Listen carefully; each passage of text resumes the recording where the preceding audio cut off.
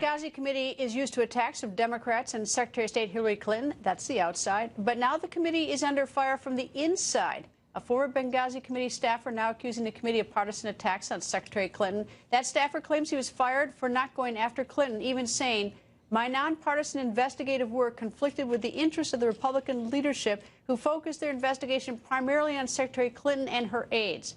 South Carolina Representative and Chairman of the House Benghazi Select Committee, Trey Gowdy, goes on the record. Good evening, sir. Good evening. How are you? Very well. So, for starters, this staffer, Mr. Bradley F. Podliska, have you ever met him? He says we met twice, but it left so little impression upon me, I don't recall it. All right. You've heard his complaints. He said that the committee is partisan, that he got fired because he wouldn't be partisan. And you respond how?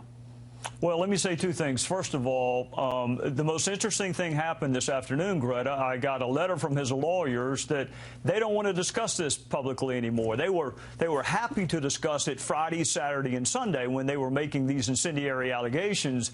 But as soon as some facts started trickling out, now they don't want to talk about it. They want it to be confidential. Let me just tell you and your viewers this.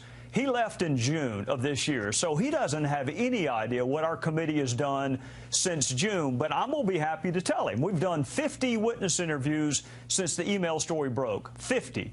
Precisely one of them has been exclusively related to her email, and that was Brian Pagliano. And as you recall, Greta, that was a really short interview because he invoked his Fifth Amendment privilege. We have done 14 DOD and intel witnesses, which of course would have nothing to do with Secretary Clinton. So out of 50, one has been exclusively related to her. I'm bad with math, but I think that's 2%.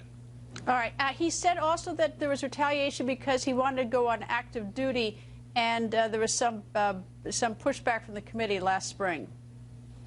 Well, Greta, I can tell you this. His leave was approved every time he wanted to go. And my top lawyer was the top lawyer for the United States Army. He's a three-star general whose reputation for honor and integrity is unassailable. He's the top lawyer for the Army, a three-star general. So if anyone would understand the rights of reservists, it would be my chief counsel. So I don't care what the Democrats say about me, Greta. I've been in a courtroom for 16 years. I've heard it before. But I've got women and men downstairs who are professional. They are character-driven. They are former federal prosecutors, former House ethics attorneys, a former three-star United States general. So I'll just be damned if I'm going to let anybody besmirch their reputation. You can say what you want about me. I signed up for it. But do not talk about the professional folks who have dedicated their lives to the memory of 4 fellow Americans. All right. Why was Podliska, was he fired, by the way? And if so, what was the reason? You know, I'm unclear, and I want to be respectful of the process. I have heard terminated, and I have heard resigned, and I have heard it was for a multitude of reasons. I can just tell you this. The very first time anyone ever heard an allegation about Secretary Clinton was Friday, this past Friday. Never once before. Had he been, I know that he's filed a lawsuit. First of all, has he asked for a specific amount of money?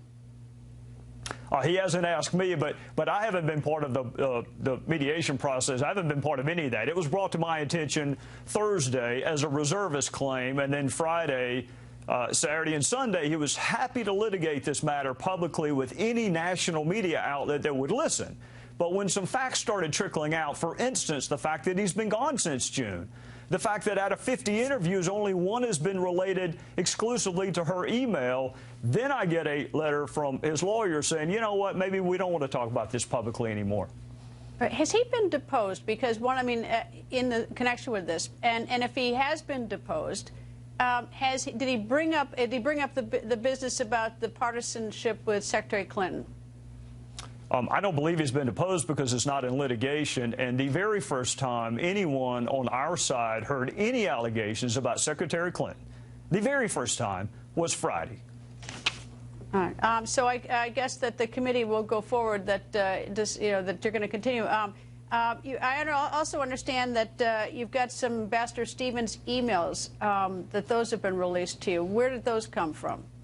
Yeah, they came from the State Department, Greta, and I think that is so important for your viewers. Ambassador Stevens, for the very first time, a committee of Congress bothered to ask for all of his emails. So when you hear my House Democrat colleagues talk about the 7 previous congressional committees, not a single one of them bothered to ask for the emails of our former ambassador. And as you know, Greta, his emails would be important for all 3 tranches in Libya, the before, the during, and possibly even the construction of the talking points in terms of what led to the attacks, if he had sent an email that evening. Did they fail to ask for them, or is someone holding these emails back? Well, they either didn't ask for them or they didn't press. And, you know, part of the allegation against my committee is that we're taking too long. Well, one of the reasons we're taking too long, Greta, is I'm not going to stop this simply because the State Department will not give me what I am entitled to. You would never pursue this investigation without every single one of Chris Stevens' emails. You would never do that. So why in the world would I do that? Even among the allegations of it's too slow and too costly. I just heard Marco say $500 million. For 5 ISIS fighters. I think $4 million, if that's the figure, is just right for 4 dead Americans. And I'm going to spend more than that, if necessary, to get all the documents. What are the odds you're going to run for Speaker?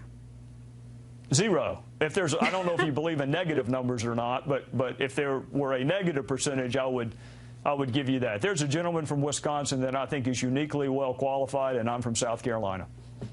Congressman, thank you for joining us, sir. Yes, ma'am. Thank you.